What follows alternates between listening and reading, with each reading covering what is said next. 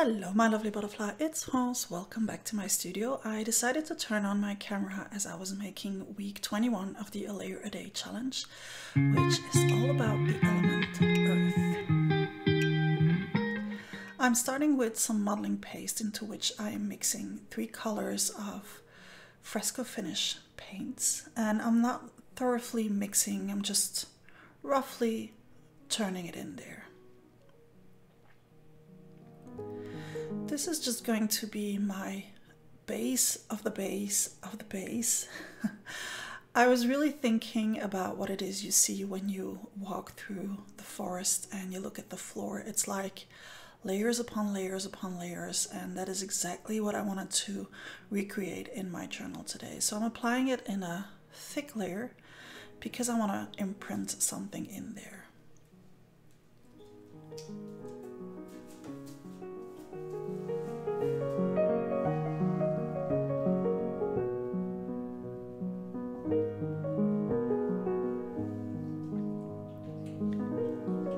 And what I want to print is this. This is a dried leaf, and this will leave a pattern in the paste that I've applied on the paper. As I was doing it, I realized that normally I do this directly into modeling paste and not into paste that has been mixed with water. So my paste is a little bit stickier than it would be normally, but that's okay. It will still leave me something interesting on the paper.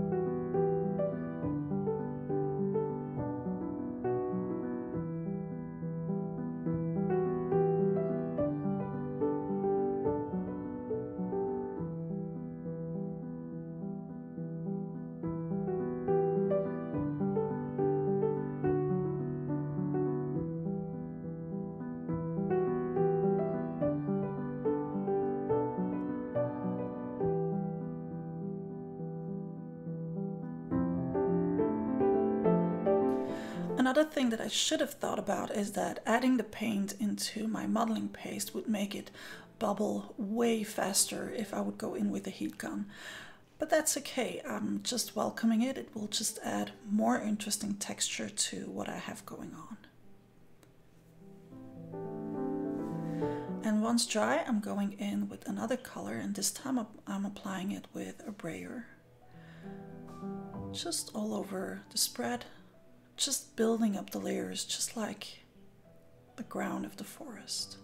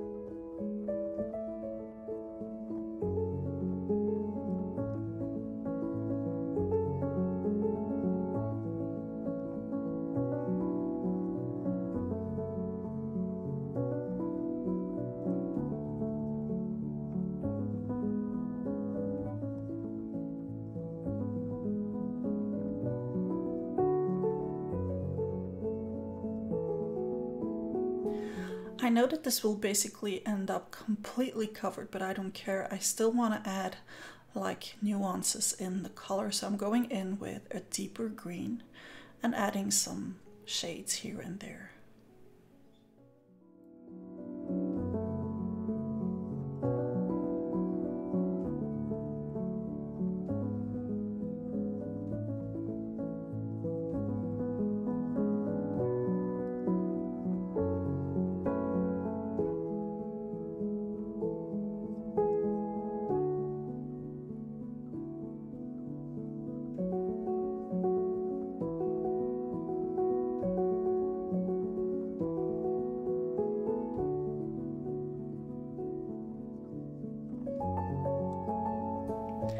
And now I'm covering everything up with a white fresco finish paint.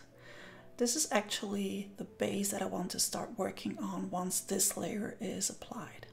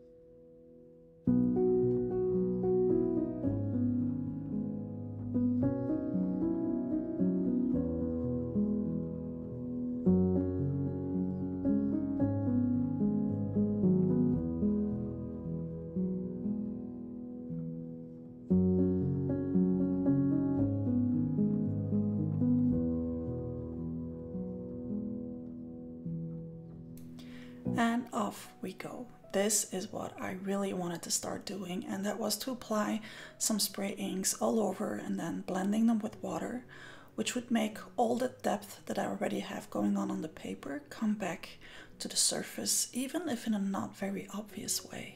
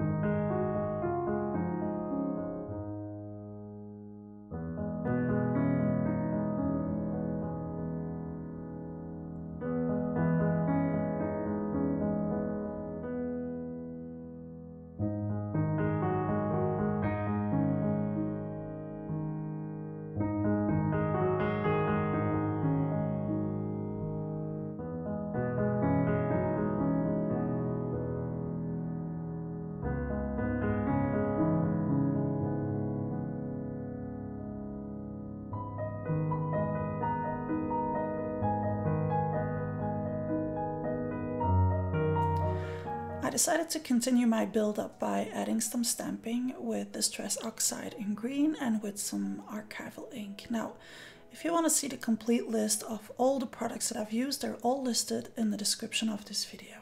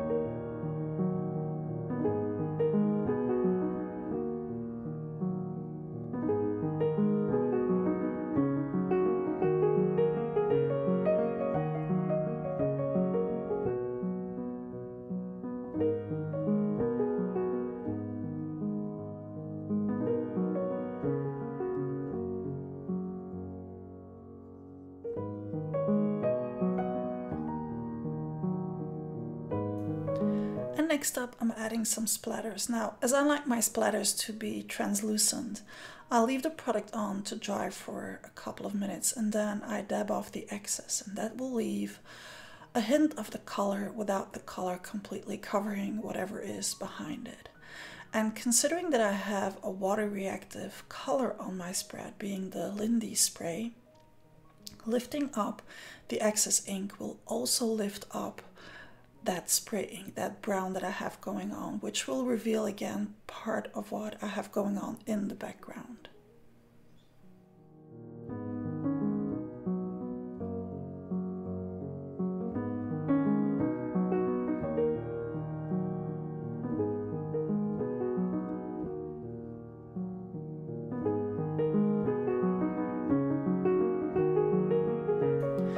And because the theme was Earth, I thought it would be interesting to add my mini rose stamp on the left side, as if it was growing out of all that texture that is going on the spread.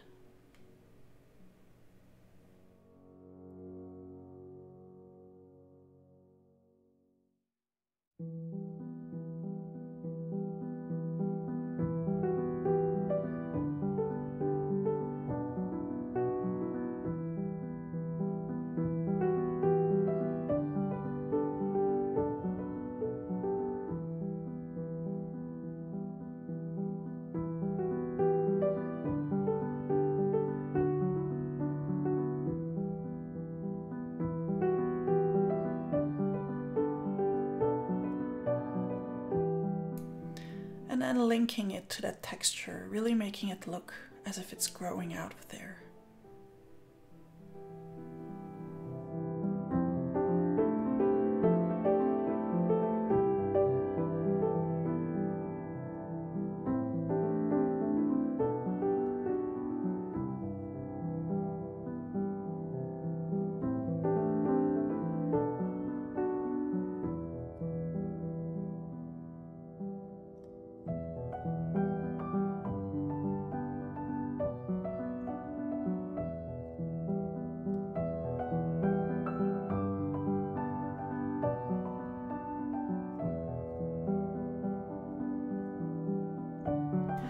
I picked one of the words of the A Layer a Day sticker sheets which match the challenges and which are completely mixed media proof, but I wasn't sure yet where I wanted to have it, so I just placed it in a corner on the spread, not pressing it down just yet, just so that I would still have the possibility to move it around. And then I gave the little rose some white accents with a Posca pen so that it would stand out from the background.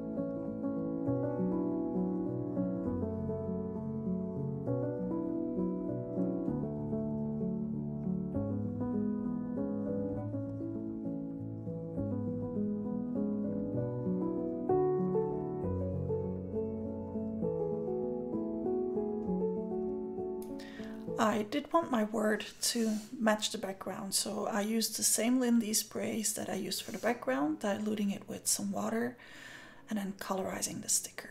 As long as I don't move it while it's wet, it will survive just about anything.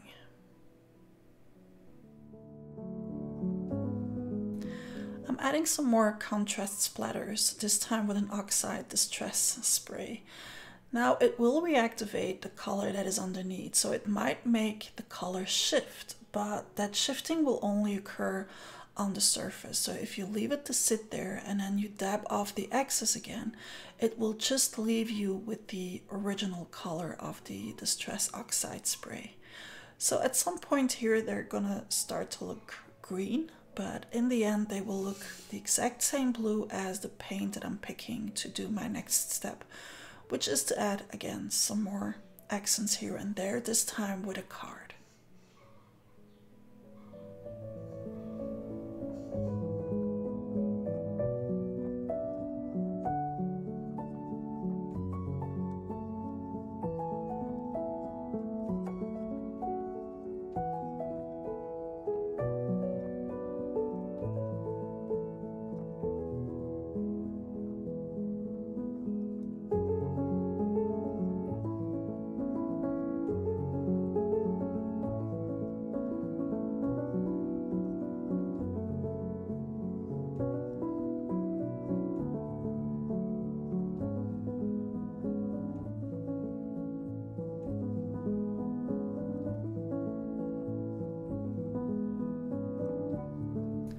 So now I can lift off the non-dry part of the splatters which have turned green so that the blue can come back to the surface again.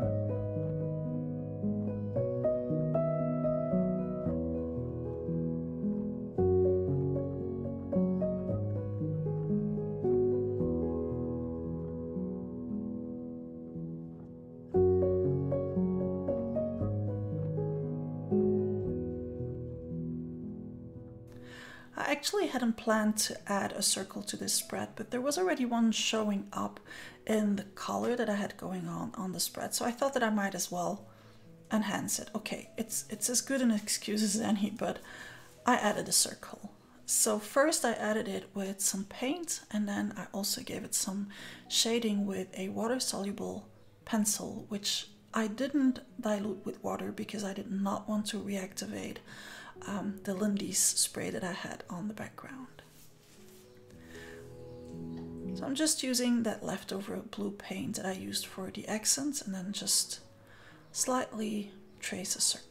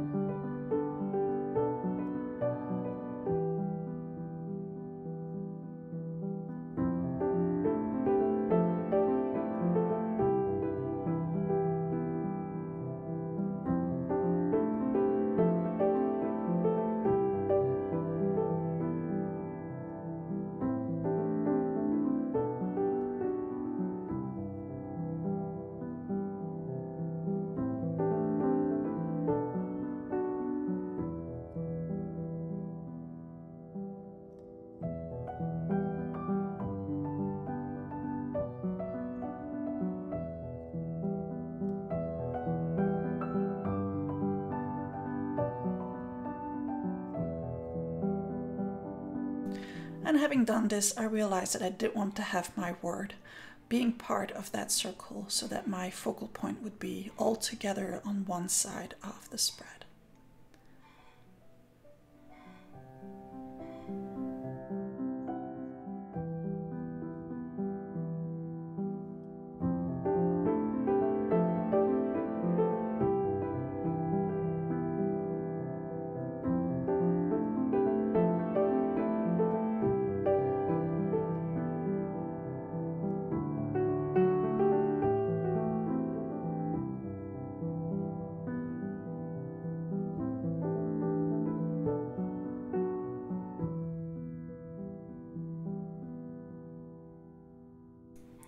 And then dating my spread, which I think is a very important step in giving it some closure. Okay, that's it.